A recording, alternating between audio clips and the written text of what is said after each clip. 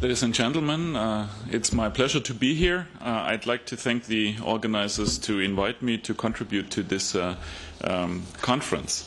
I would like to draw your attention to, before I start, to a set of recommendations which have been issued just recently by the German Council of Science and Humanities on the German science policy in the European research area. And not surprisingly, obviously, the working hypothesis of this document in the initialization phase was that Germany's international competitive really requires close collaboration on the international, but in particular on the European level. And starting from this premise, there are many recommendations in this document for the German actors to support the formation of ERA.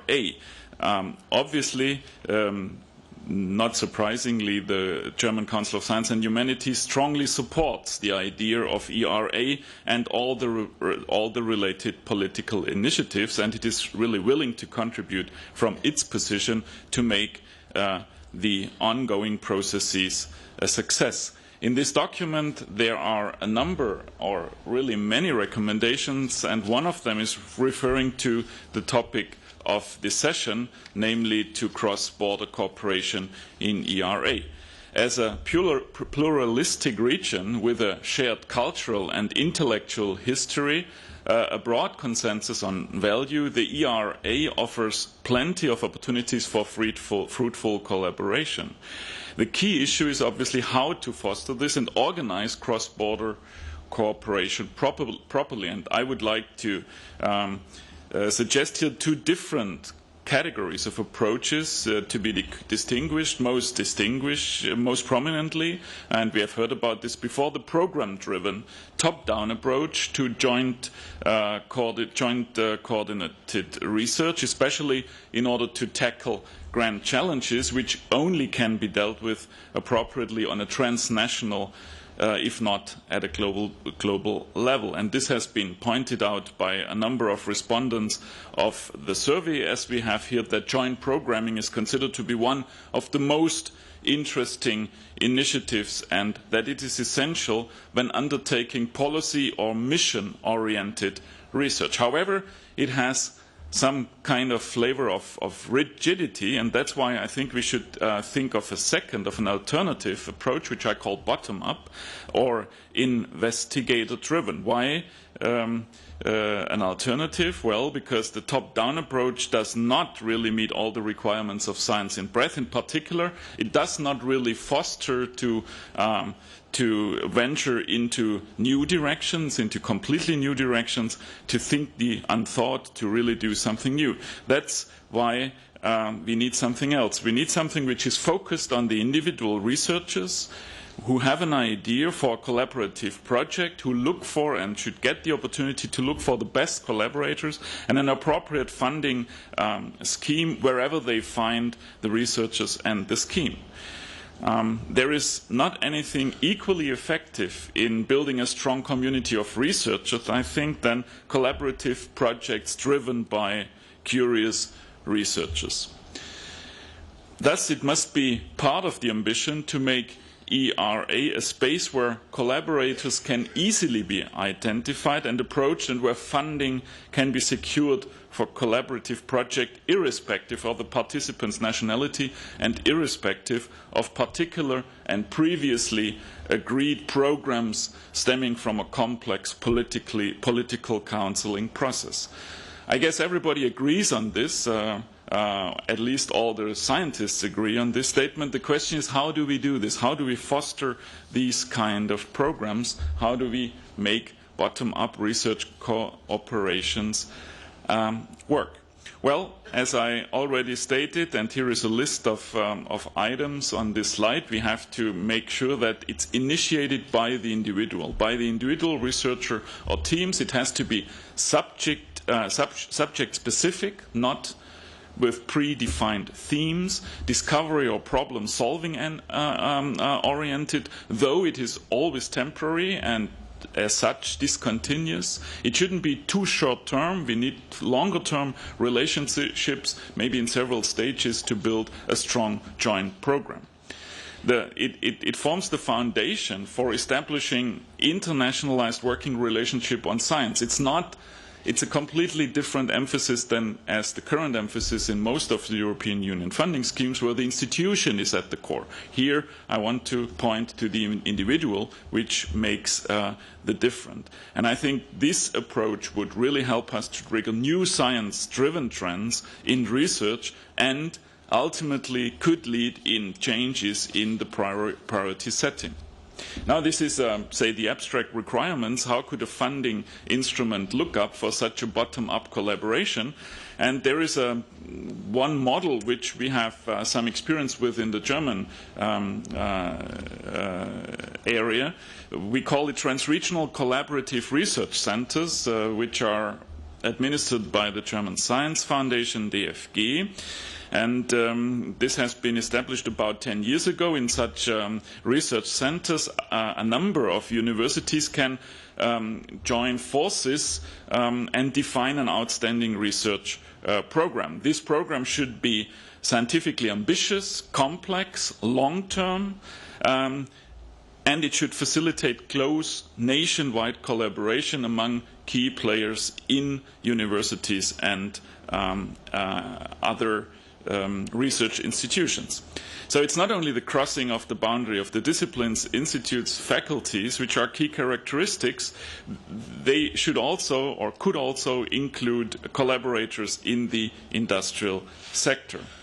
What is important, in contrast to any design top-down approach, this funding instrument admits thematically overlapping and competing projects. Hence, it allows, in a sense, fragmentation, but does not give up on excellence.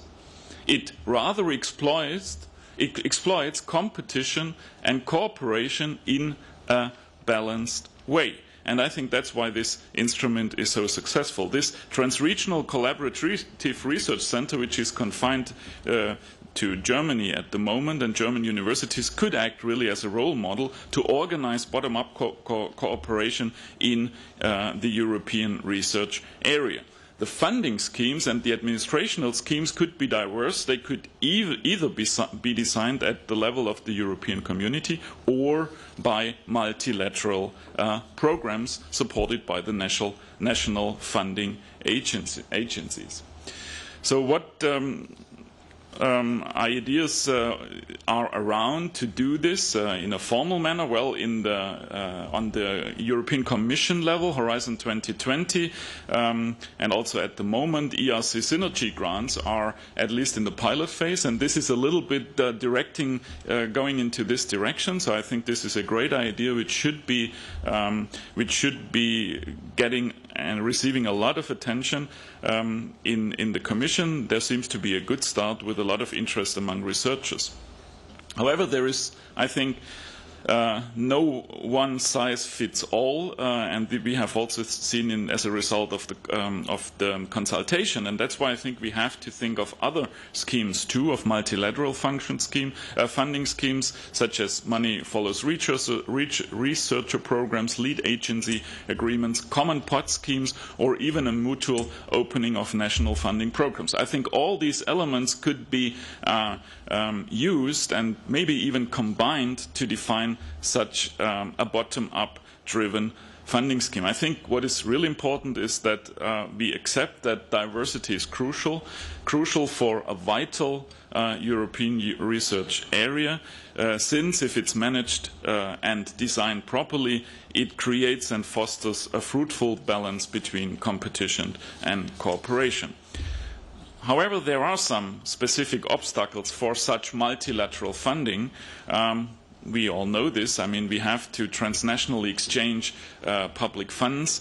There will be some transaction costs because we have financial and administrative additional workloads. We need to balance this cooperation competition issues cleverly. Definitely we need some high level of standardization of the assessment and administration of the research projects, but standardization should not be understood in the sense of, say, all the tiny little detailed procedures. It's standardization on the, say, quality level, on the level of basic rules for decision-making in all these processes. Last but not least, multilateral schemes require political will in a quite broad sense. Well, how could we overcome these obstacles? Obviously, we need some strong national funding programs, agencies, whatever in place as a prerequisite. Then there has to be political support for cooperation between these national schemes. A very important and very important obstacle, I think, is the legal framework, which is missing. We need some transnational legal framework. We need harmonized, in the sense of quality standards, harmonized and efficient processes, which not only have to be focused on during the assessment, but also during the administration process. And the question is, who could orchestrate these kind of issues? I think there has to be a leading agencies, and why not thinking of the European Commission to act as a facilitator, maybe assisted by Science Europe. So my statement here really focuses on this bottom-up kind of idea, focusing on the individuals, and I'm happy to hear your reactions and to discuss with you this suggestion. Thank you.